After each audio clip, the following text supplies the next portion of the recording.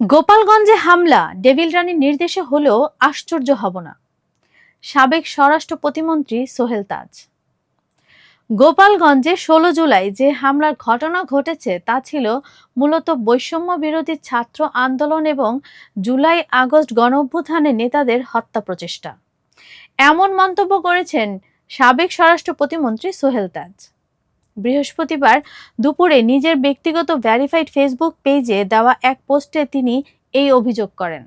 পোস্টে সোহেল তাজ লিখেছেন, আমি মনে করি গতকাল ১৬ জুলাই ২০২৫ গোপালগঞ্জে যে হামলা হয়েছে তার মূল উদ্দেশ্য ছিল বৈষম্য বিরোধী ছাত্র আন্দোলন ও জুলাই আগস্ট গণঅভ্যুত্থানের নেতাদের হত্যার একটি হীন চেষ্টা। আমি আশ্চর্য হব না যদি ডেভিল রানী নিজেই এর নির্দেশ দিয়ে থাকেন।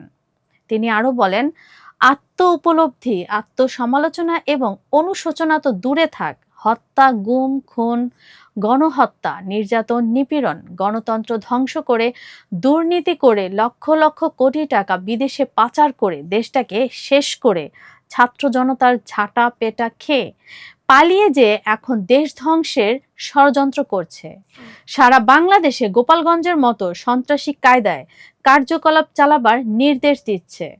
উল্লেখ্য, এনসিপির জুলাই পদযাত্রা ঘিরে গতকাল দিনভর দফায় দফায় হামলা, ভাঙচুর, অগ্নিসংযোগ ও ককটেল বিস্ফোরণের ঘটনা ঘটে।